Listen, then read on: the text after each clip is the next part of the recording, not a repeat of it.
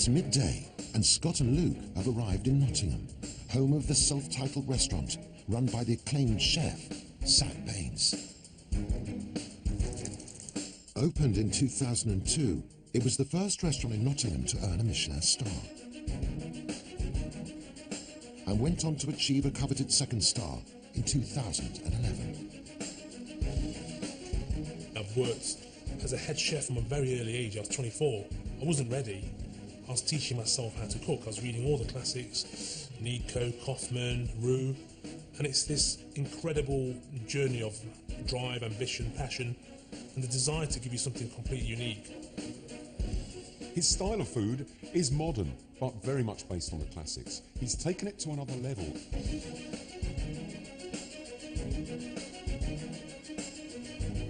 For me, flavour dictates every single aspect of every single thing we do in that kitchen. Yes, we use techniques, and yes, sometimes we use very modern techniques, but they should never outshine flavour. If these guys are coming in today, the pressure's on them, but I'm not going to be standing there like a tyrant bullying them in the corner. I want them to do well. I want them to be nurtured. I want them to walk away from here going, wow, I've been inspired. Zach Baines is a genius. He's been reinventing food for the last, I don't know, however many years. It's going to be an honour to cook in his restaurant, absolute honour. I've never actually worked under a Michelin star place. As long as I cook well and stuff and then do what you ask, and I think we should be alright.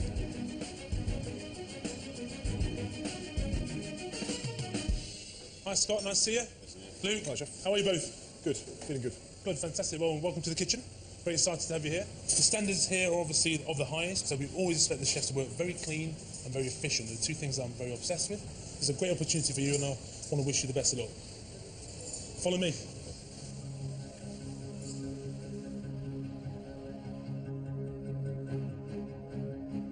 In service, Luke and Scott will each be responsible for a dish from the restaurant tasting menus. You get a 10-minute window. So from the course being cleared before, we normally allow 10 minutes for this dish to be prepared. Caramelisation is crucial to get as much flavour back out of it, yeah? Scott will be in charge of the roe deer prepared three ways: sous vide loin, grilled sausage, and tartare.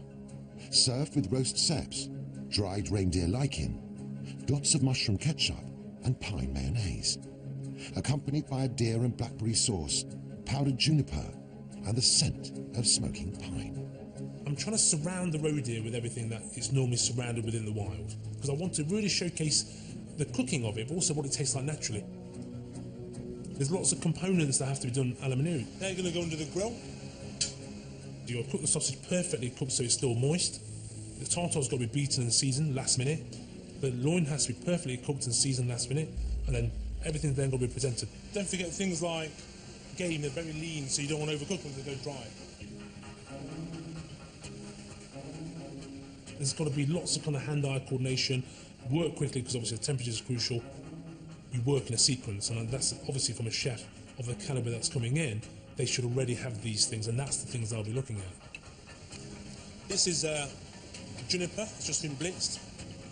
So just a little dusting of that, not too much because it's quite strong. So put the mushroom here, the sausage just goes there, nice piece of that. We can put it on the plate, it doesn't matter where it goes, as long as it's within reason, it looks half decent. I'm only interested in every component of the dish cooked well.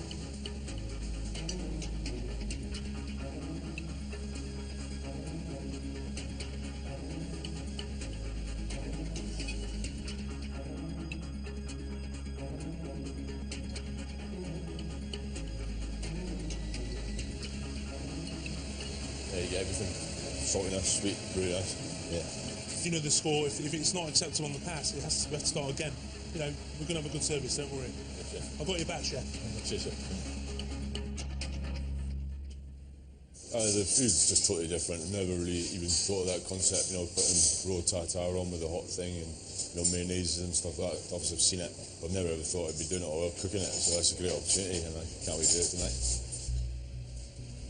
This is the actual kid.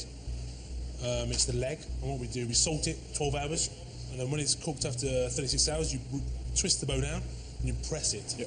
and you end up with this beautiful piece of meat that's got incredible flavour. Now just smell that. Yeah, really meaty. Yeah. Really meaty.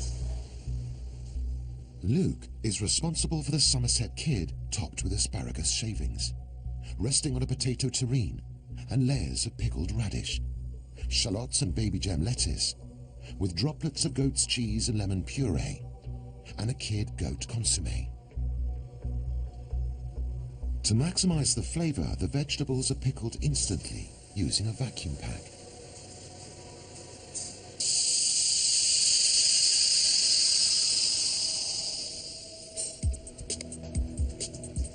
These vegetables can't be pre-made and will have to be pickled to order during service. So as you can see, they've both gone translucent. What happens is they open the pores and they suck in all that pickling liquor, so they become instantaneously pickled. In that short amount of time, the lettuce is pickled. Yeah. So you see it's kind of going translucent. Same with the radish. Let's have a taste of that. You'd think that's been pickled for hours. Yeah, definitely. Yeah. But it's still sweet. It's still sweet. And you still taste the radish. And once it's in the pan, you don't touch it, because that's going to create that caramelisation, and that's going to go in the oven just to heat through, yeah? This one is you're almost thinking as you're dressing, and I do this all the time, is you're layering the dish up as if you're eating it. And it should be exciting to go back for the next mouthful, and that's the key. So while all that's being cooked in the oven, we start off with some ghost cheese. Nothing's on the plate for no reason. Every single part of the component of the dish is built to give you maximum effect in terms of flavour.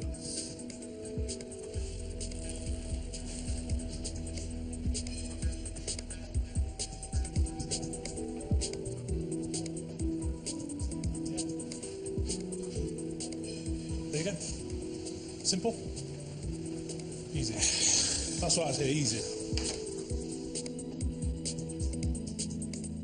I've never cooked a dish like that. The whole dish is a challenge. There's pitballs around every corner. Make sure the goat's nice and caramelised. Not being clumsy at presentation, taking the goat out of the pan. It's going to be tough, but I'm going to give it my best shot. Hello, good evening, welcome. Sat Baines offers the diners a choice of 2 tasting menus. Luke's kid dish is the 6th course on one of them, and Scott's roe deer is the 4th course on the other. It's not a typical 3-course menu, right? You're constantly on edge because you're part of the team and it's 10 dishes. So it's not like it's one and you finished. You've got to be part of the sequences all kind of connect. If I get the first dish up, and I get it right, I would think I'll be really happy then, and I'll get through service not too bad. Obviously, I'll make a couple of mistakes in the first dishes. I think I'll be in for a hard night. Everything's ready. Check, double check, triple check. Now I'm starting to doubt myself. Overthinking things, but I'm ready. I think I'm ready. Well, the bottom line is they've got to deliver. Let's not mess around. There's guests that are paying very good money to eat here.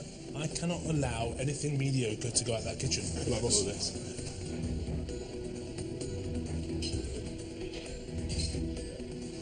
Okay, on order 210, 1 egg. Wait. Service begins, and the first courses from the tasting menus are being prepared. Table 2 gone. Scott and Luke must wait their turn.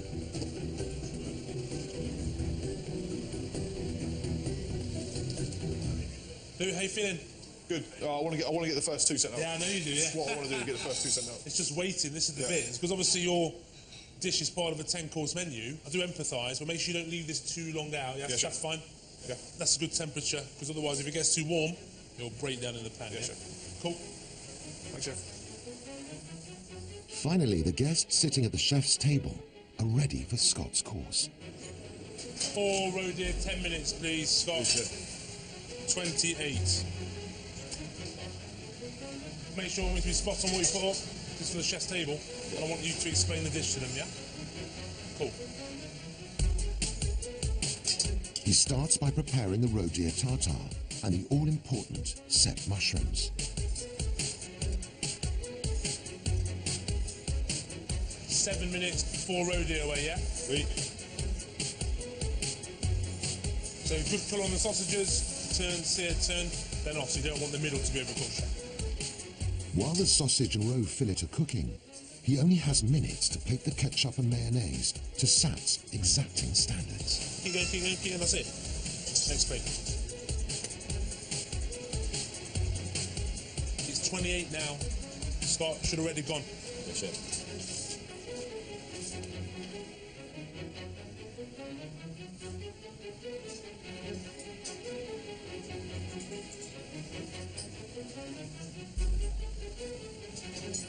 So think how much you're putting on to what we put on. You want a nice mouthful, not too big. Yeah.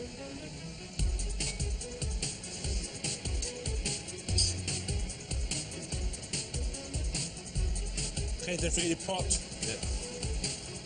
Okay, Scott, we need to go. It's 4.5 minutes over, yeah? Yeah, so chef. Okay, you're coming with me? Okay, you're going to explain the dish.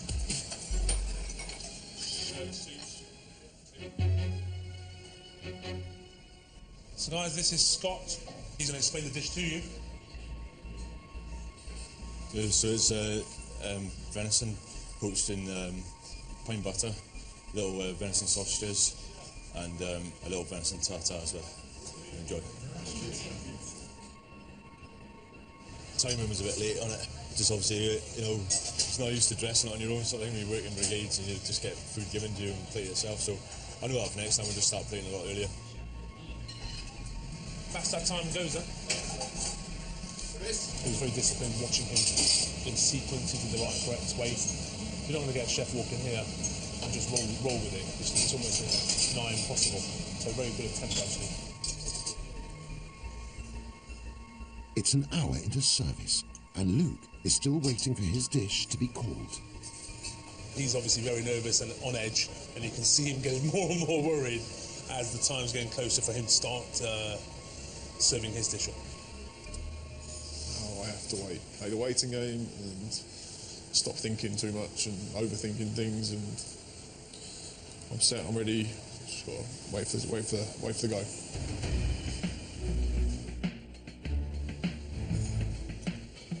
Okay, Luke, 2 kid away in 10 minutes. Wait, chef. So time it. Don't want to overcook. You know the drill. Yes, chef. Finally, Luke gets his chance to prove he can cook to Sat's 2 Michelin star standard. But he only has a 10-minute window to deliver his dish. He starts by pickling the veg whilst caramelizing the kid's steak. Keep an eye on this, Luke. Straight in the oven. Let's go.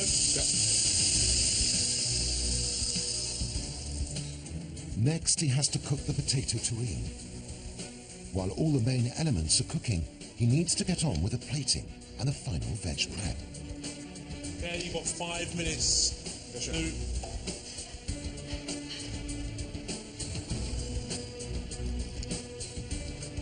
Can't use that. It's half missing. Yes, chef.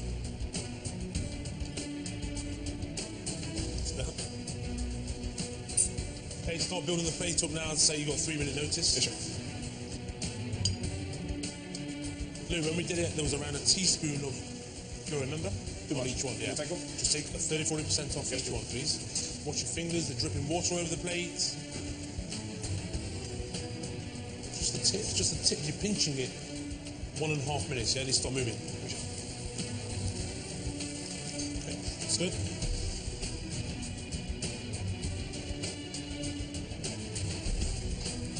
Okay, you need to move now. Yes, chef.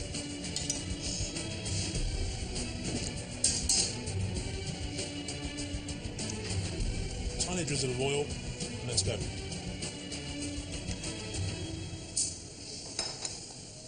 Okay. Now we've got to learn from that. Yeah. It takes longer than you thought. Yeah. Need to crisp up the kit more so it stays in the oven a little bit longer. Yes, chef. They're the things you should be getting on first while you're prepping your vegetables. So they're boxed off. Yeah. I'm gonna do it much better next time. Good. The pressure's on to get that out in that 10-minute slot. What you'll realise, it runs away with you because obviously you saw him, he was so in the zone of doing what he thought was right. He's missing things that proportioned out weren't correct. And I think that's where he suffered. But obviously the good thing is he's bounced back by saying the next one's going to be better. That's what you want, a fighting attitude.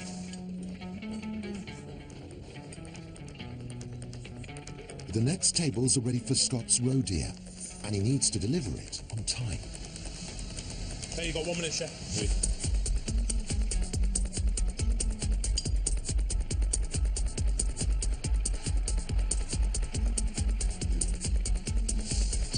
Okay, the time's up now.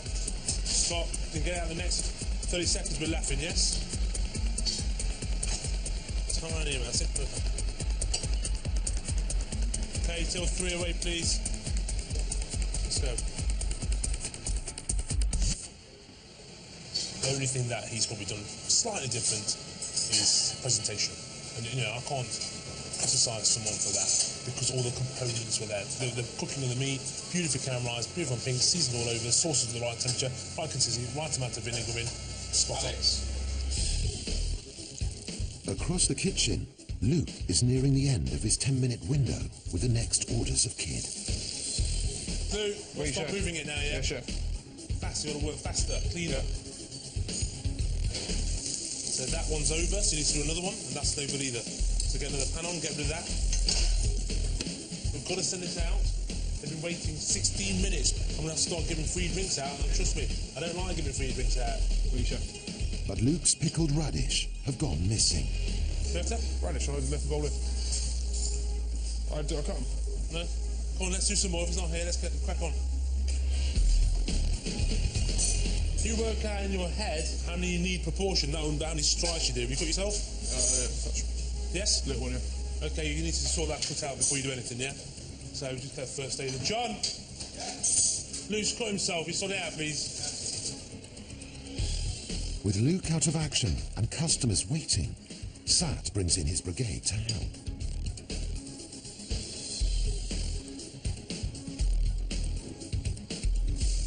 Okay, let Luke come through back, guys. Pickled onions.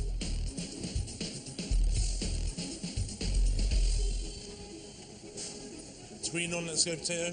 Yeah, chef. Okay, let's go. How you doing, Luke? I'm a bit on. Disappointing. Well, you've got another couple of chances yet, yes? So let's Yeah, not get disheartened. He's took the end of his finger, which is fine. He's not going to die from it, hopefully. But it's just, I think obviously he's finding it very difficult.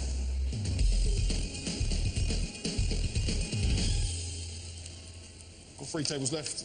Gonna make every table better than the last one.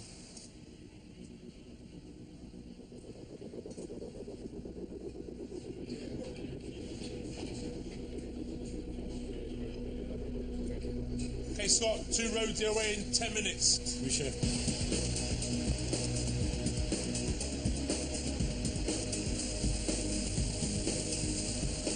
This is your last table. Yeah.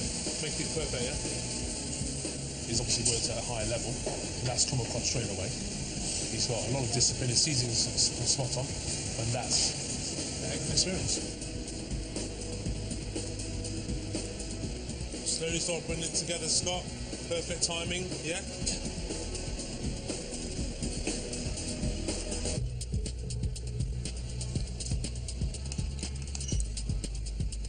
Base the mushroom, beautiful. Let's go. Happy with that, chef? Yeah, chef. Beautiful. Okay. Table 5.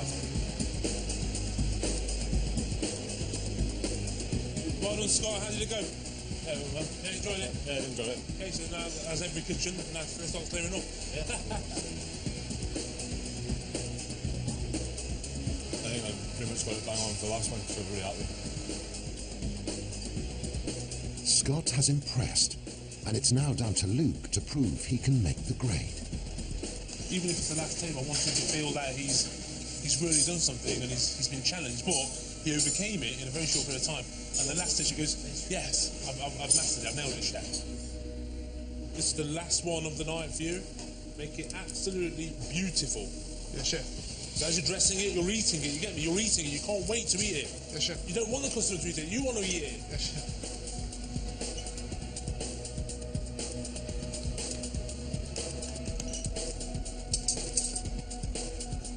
Go at the top. Sauce is here. Okay, let's go. Out. That was 9 minutes out. Okay, start clearing up, please. Everything Yeah, chef. stripped. That was really intense. definitely as hard as I thought it would be, and harder. Last plate of food I thought was very good, and I was very happy with that. But I'm a little bit disappointed. Scott was very strong. He picked it up quicker, learned from his first table, and got more and more efficient as it went on. I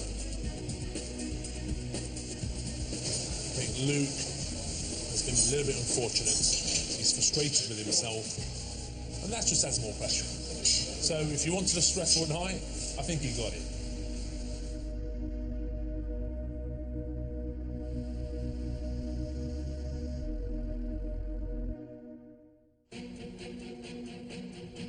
It's early morning, and the contestants are back for one final challenge. Luke has a lot to prove, while Scott needs to maintain his standing. They will have to recreate one of Sat Bain's signature dishes, which celebrates the girolle. The pickled and sautéed mushrooms are covering a small disc of braised oxtail, and served with watercress panna cotta, crouton, and a chive beurre noisette. Scott and Luke have only been given a basic recipe, with no guide on presentation.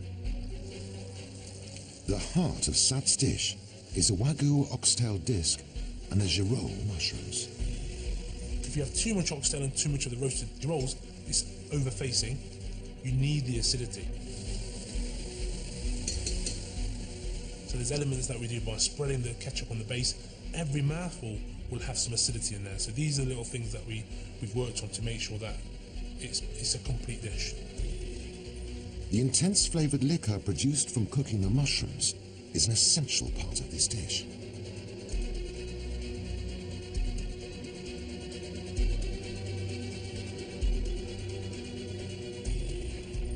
I want them to be accomplished in their palate as well as their hands.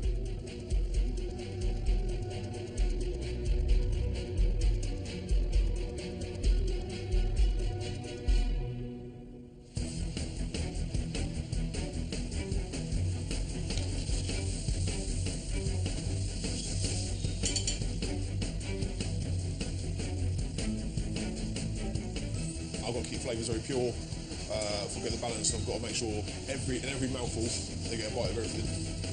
I think I've built a really good dish up. I think the biggest thing is all about taste, just got to really concentrate on the seasoning. One thing I'm really excited about is, are these guys going to be tasting as they go along? Because you want to make sure there's layers of seasoning. You don't just season at the end, you almost season throughout the whole process. So when you finish, you get this really balanced, very highly seasoned dish. That's your skill as a chef, is seasoning, is to pull out flavour.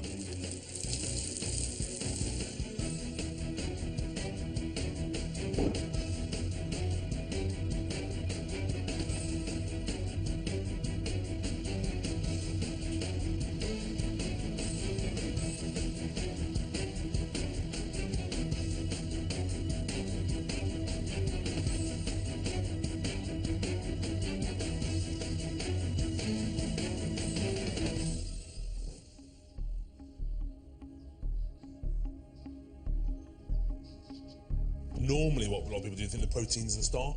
Right. We've made the girolles the star, so when you ate it, then you got this meat at the bottom that was just a hit. Right. You weren't to know, because obviously when you see wagyu oxtail, natural procedure for any chef is that that's the star. But because it's tasting menu, this would also be probably a little bit too heavy.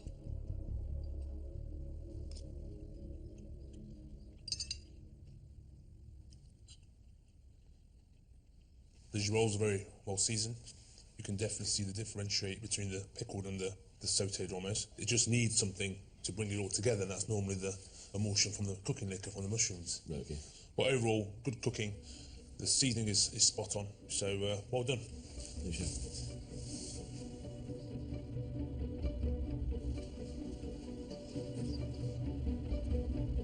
It wasn't the way he played it about signature dish, he celebrated the mushrooms, but I got the balance of flavours, everything was right, everything was seasoned, so I'm pretty happy with that.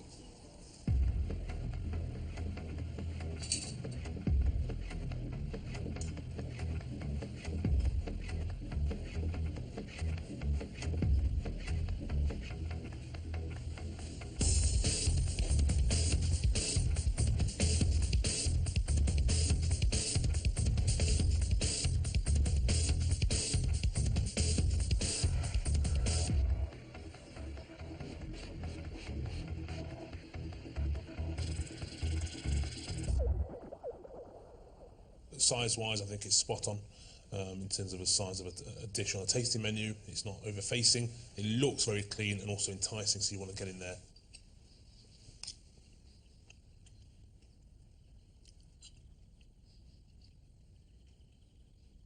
The flavours are definitely there. You can see the difference between the pickled and the girolles that have been sautéed. The seasoning is spot on. There's a good amount of ketchup there as well. So again, it's a good dish for lubrication and giving you that moisture that you need. But just, I would suggest more sauce. Yes, sir. Once girolles are sautéed, they release liquid. Yeah. It's almost a travesty not to have that, but I think overall you actually got the brief of you're going to follow that with another dish and you've had one before, and I think that's a good size. So well done. Thank you very much, Chef. See you soon. I'm feeling good. Some good feedback. I think I did this well. A little bit touch disappointed that the sauce, I didn't put enough sauce on. But I mean, overall seasoning was good, and I think I got the ethos of the restaurant. They've done well. You know, walk into any kitchen at any level is going to be hard for the first time, and you know, even if it was one of my boys going to another kitchen, they would have struggled. So you've got to take your hat off to them. You know, that's a very courageous thing for them to do. Scott obviously has got the maturity. He's been cooking at a certain level for a period of time. That comes across. He's confident in the kitchen, and I think he can hold his own. Last night he did very well. This task, the delivery wasn't there as compared to Luke. It's been absolutely fantastic working with Sat Beans, you know, 2 Michelin star. You know, I never thought I'd have that opportunity, so it's really opened my mind. I'll take a lot away with me today.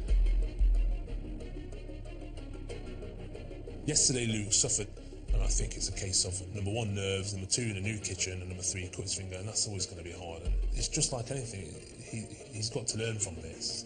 But then today, Luke's dish was very good. Overall, I'm leaving slightly disappointed because I really wanted to nail service, because that is where the chef earns his keep. But, okay, I've cooked well today. I've shown I'm a fighter. I've shown I'm not going to give up. I'm showing I want this competition. I see them both with big potential. They're very passionate, and I think they're great assets for the industry.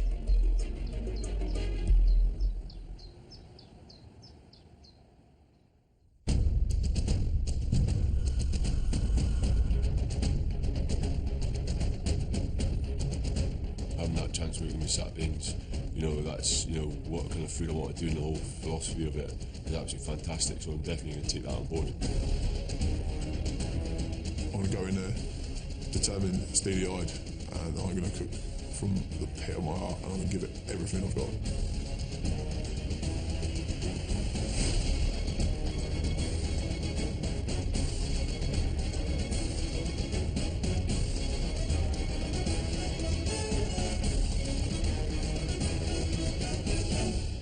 Welcome back, chefs. You have had a chance to cook with one of the finest chefs in Britain. We want to see how you have been inspired by Sat Beans. Cook exceptional food today, and you are through to the final. It's very clear. If you don't impress today, you are going home. You have 2 hours. We want 2 great plates of food, nothing less. Off you go.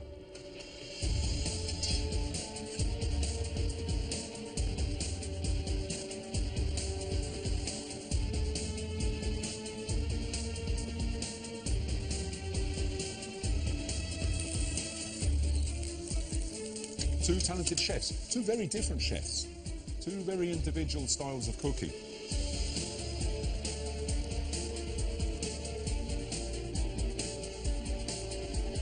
Scott is what I would call a solid chef, someone you can depend on. He's impressed us all the way through the competition with good food. However, today, good food won't be enough. We want outstanding food. We want him to deliver something really special.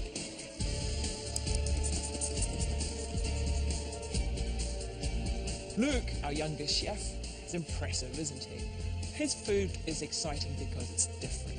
He's taken Asian cooking to a different level. His food is just aromatic. A little kick maybe here and there, but well judged. I'm expecting great things from our 2 chefs today, Micah. If they can reach our standard, they can have a place in the final. It's as simple as that. I think they know what I can deliver on interesting flavours and seasoning and balance. But I think they want me to show them that I can show a bit of all my classic techniques. Saying that I've got to stay true to myself. I will stay true to myself. I won't veer off. But I've got to produce 2 plates of Michelin standard food. What are you cooking, Luke? Today I'm going to do guinea fowl. I'm going to cumin and coriander roast the breast. And I'm going to make a pastilla from the leg. I'm going to do it with smoked aubergine. I'm going to make imam bialdi, which sort of Turkish relish. And my dessert is baklava with 3 different textures of apricot. Have you travelled yourself to Asia? I've never been to any of these countries. I've never left Europe. You never left Europe? I've never left Europe. It just excites me, spicing and trying to the balance of flavour in all Asian food is just a skill that maybe I'll never be able to master, but I'm going to give it a damn good go. Luke, the Spice King. I'm not king yet. All right, Prince. I'm still a student.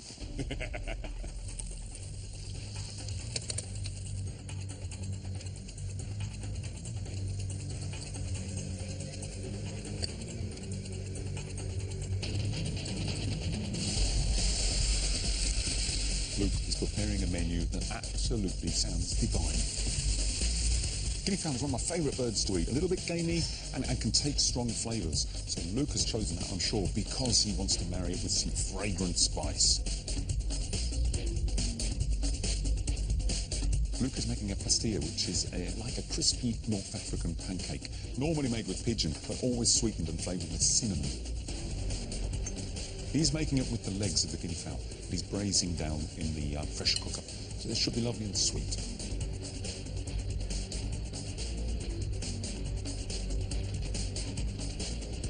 For Luke's dessert, he's giving us different textures of apricot, which is going with this baklava, which normally is too sweet for me. I hope the sharpness of the apricot is enough to offset that sweetness. Luke has got a nut allergy. That's why he's wearing surgical gloves in the kitchen today. I mean, he won't be able to taste this baklava. He's going by sight. It's going to be a big balancing act to get all strong flavours right. I'm not going to be able to taste the main element of my dessert. But saying that, if I can't make sugar nuts taste nice, I'm in the wrong job. Right, chefs, 1 hour gone already. That's halfway.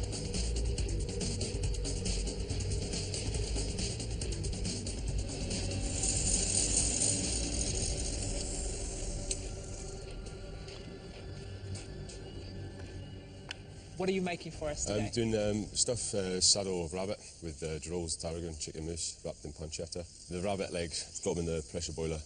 Going to flake them down, wrap in brick pastry, spaghetti, the potato, and deep fry it so it's a bit of crispy and a bit more starch in the flavour as well. With artichoke, marigold, parmesan and parsley puree, and a little sherry vinegar and Madeira sauce with it. And that's it. Keep it very, very simple, but just be true to the flavours. And what have you got for a dessert? I've got a tonga bean panna cotta with a dark chocolate mousse, praline tuile, cocoa soil, and an amaretto sours jelly. Why tonka bean? I just absolutely love the flavour. You know, a really unique thing. Goes really well with coffee and chocolate. You know, like a burnt almond, vanilla kind of flavour. Really unique. I think it's just really nice, really inciting on the palate as well. Are you enjoying the competition? Yeah, really enjoying it. You know, it's great to cook my food. You know, it's not often I get an opportunity to do what I really want to do. And, you know, it's great to get feedback off, you know, off some really good chefs, you know what I mean? And hopefully it's that I'm on the right track. If not, you know, you can guide me hopefully on the right one.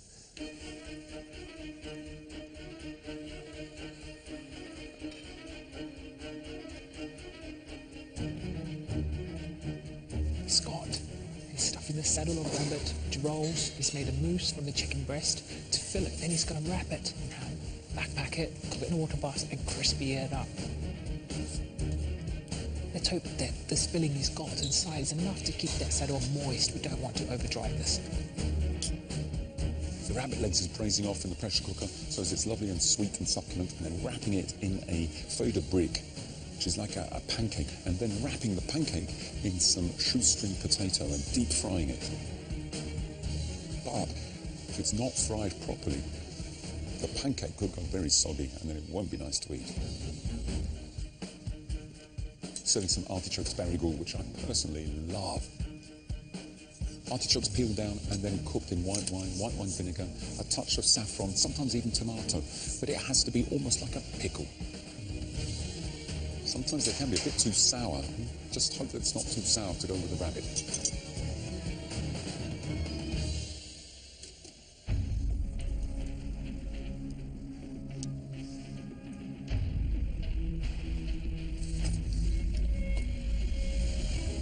Scott is making a dessert of panna cotta flavoured with tonka bean, chocolate soil, a salted caramel foam, amaretto sour gel, and a chocolate mousse.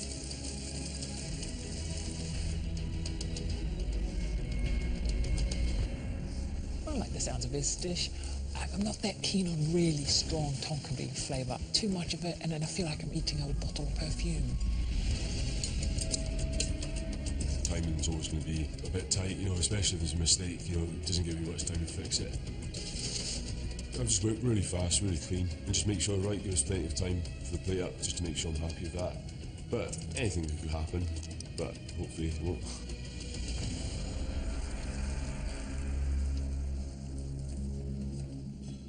Half an hour left.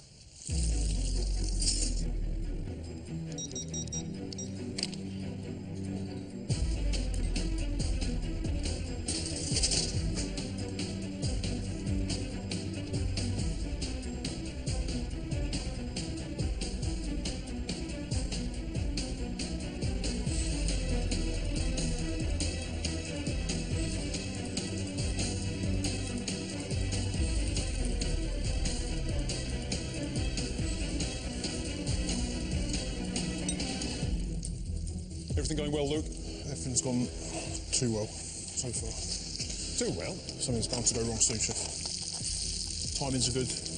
Everything's cooked nicely, everything's seasoned. I've tasted everything. I've given myself enough time to make it look beautiful as well, so I'm really happy. But I've got to stay focused for the last 15. Good. Don't taste those nuts, though. No, Chef. Not on your Nelly. I don't fancy giving you mouth to mouth. No, I can imagine not.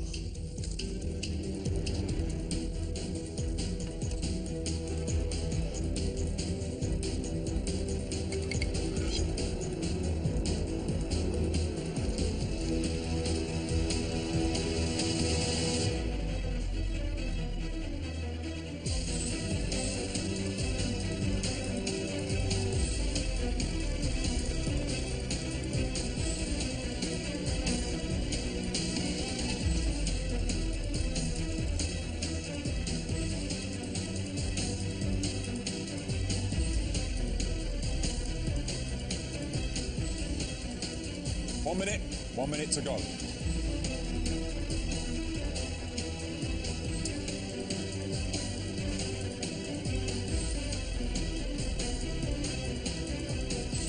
That's it. Finished. Time is up.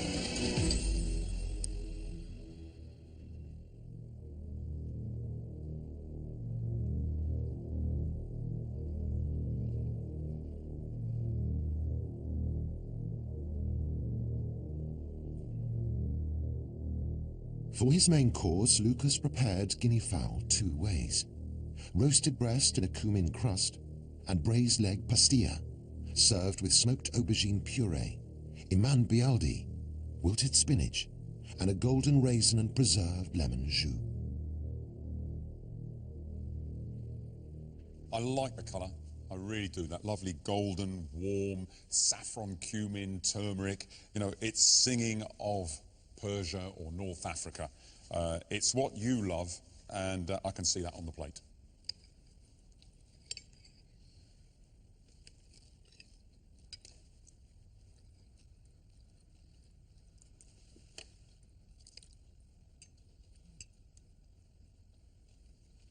Guinea fowl's lovely. Beautiful, crispy skin, seasoned perfectly and well cooked. Pink, moist, delicious. The pastilla, made from the legs, I think is lovely. Could have even done with a bit more sweetness. The iman bialdi, my personal taste, it's a little bit too tomatoey, but it's beautifully judged, warm spices coming through. The only issue I have, and it's actually quite a big issue because it ruins it almost for me, is the size of the preserved lemon. When you crunch onto that, it really does take over, and it takes over the whole palate. which is a shame. For such a young chef who's not been cooking a hell of a long time, you're judging the use of these strong spices very well, very accurately. Everything on this plate for me has a different hit sensation with the spices that you've used. Your aubergine puree is smoked, and that's all you get from, that's all you want from it. Yet your pastilla has a hint of chili coming through that, and I like the sweetness from the raisins that are in there. You're a talented chef. I've enjoyed the plate, but that lemon, be careful, because an error like that could cost you. Luke's dessert is a pistachio, pecan and walnut baklava, with apricots served 3 ways: caramelized, pureed, and a set gel, served with orange blossom syllabub and a basil syrup. Beautiful. Love the presentation. I really do. Love it. I love the crisscross of the apricot coulis, a touch of green from the pistachio, and the little dots of the white syllabub. It looks really elegant. This is the style of plating up that you would find in high-end restaurants.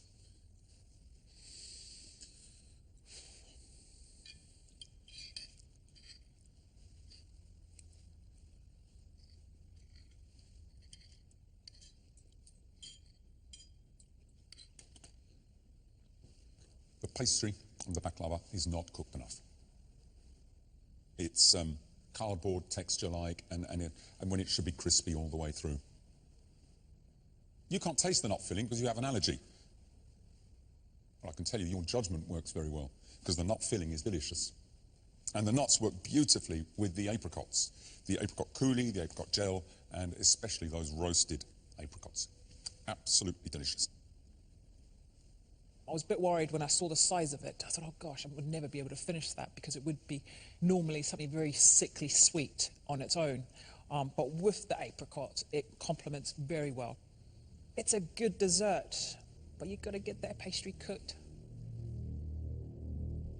I wish I cooked the pastry for a bit longer, but underneath I'm very proud, and I've put up two excellent plates of food that have shown off my personality, shown off my talent, and all I can now is pray and hope and pray that it's enough. For his main course, Scott has made rabbit 3 ways. Ballotine of the saddle filled with a chicken girole and tarragon mousse and wrapped in pancetta. Deep-fried legs wrapped in brick pastry and shoestring potato. And pan-fried kidneys. They're accompanied by artichoke baragoule, giroles, parsley and parmesan puree, and a Madeira sauce. Presentation, I really like it. I really do. I think it's lovely. I love that little splash of green on the bottom there. It's been placed on the plate with dexterity. It's very nice. It does look stunning.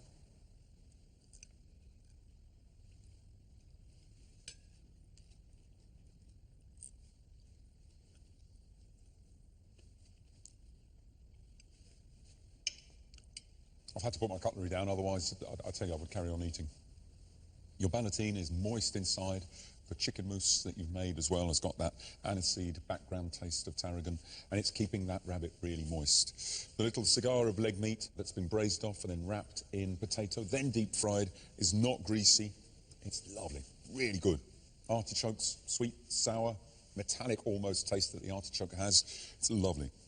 The sauce is marvellous, reduced down properly as it should be, not too sticky, just right. A little bit of butter in there as well to give it richness. Parsley puree with parmesan as well is absolutely terrific. Really, really good addition. I don't know if you can tell, but I'm really happy. This is a good dish. Accomplished dish. Wow, Scott. We knew what we were expecting from you, but the wow factor is how you've put it all together. Everything on this plate has been prepared with a lot of care, a lot of precision, and this is what we wanted. A knockout plate. Thank you, Chef.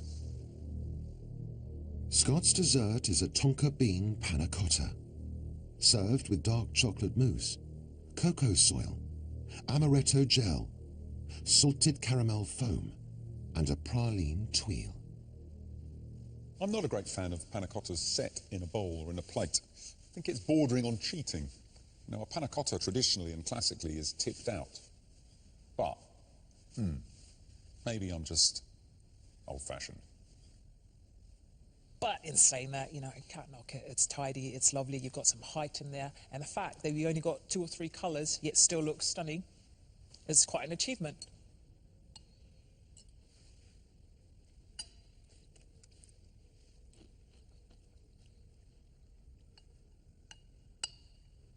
The texture of the panna cotta is very light, very smooth, and you get that big hit of tonka bean in there. If you like tonka bean, you'll be happy. For me, I like a hint of it through a dessert. I couldn't finish the whole bowl. I do like the amaretto sour, which offsets the sweetness of your panna cotta. I do like the crumble and the texture that adds to your plate. The salted caramel foam, there's not enough for me in there to actually enjoy what I'm eating. I have to keep trying to get it before it actually completely melts, but there is hints of it through that. For me, the highlight of this dessert is the chocolate mousse. It's absolutely bang on, really rich and very chocolatey. But there's some very, very strong flavours going on. The amaretto, the bitter chocolate, and the tonka bean. And I find all of that just far too much. I do like that chocolate mousse, though. My main course was like flawless, but my desserts, you know, wasn't to the taste. So I'm totally 50-50, to be honest. That was a great semi-final. Fantastic cooking. Thank you, chefs. This isn't going to be easy. Off you go.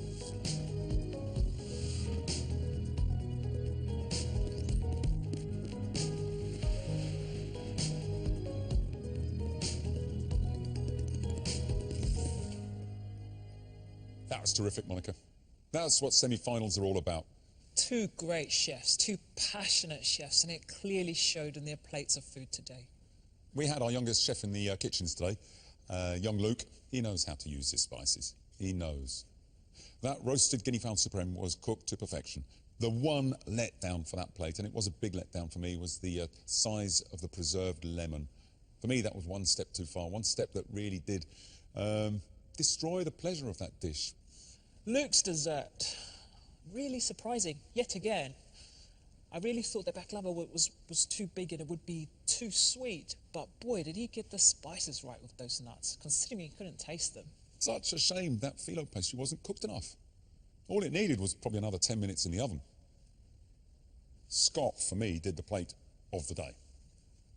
Everything on his plate was absolutely bang on for me. I mean, I couldn't find fault in it. I seriously couldn't. The ingredients that he used were cooked to perfection. But not only that, they were presented in a way that did it justice. We wanted outstanding, and he delivered it. For me, that dessert was just too overpowering. But I really did like the almond brittle and the chocolate mousse. That was delicious. I think I enjoyed everything but the actual panna cotta. It was a good texture, very light, it was well made, and not too heavy. But the tonka bean for me was too overpowering. I couldn't eat that whole dessert. We're really delighted to get through the finals, you know. I think it gave me a lot more confidence to do the food I really want to do and really push myself. Yeah, I feel sick at the moment. I can't. Just want the decision now. If I get on through to the final, it'll be the biggest achievement of my life.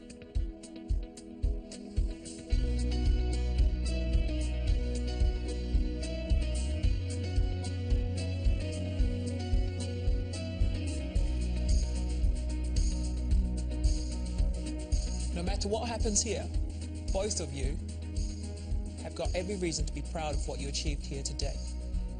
And I want to thank you for giving me some great food throughout the competition. Food that makes you go away remembering what you've just eaten. Not many chefs can do that. It is a competition. We have made a decision and one of you will be leaving us. The chef leaving us is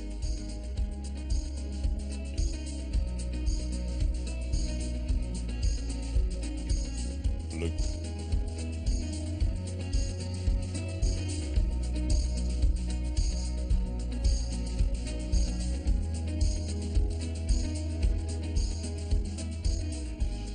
I'm so proud of what I've achieved, and yeah, will live with me forever, but just falling at that last little hurdle, which is disappointing. But Scott's definitely a worthy finalist, and I really hope he wins. Well done, Scott. You're a finalist. I really can't describe it. I'm really, really excited now. You know, a bit nervous to see what happens, but you know, really looking forward to it.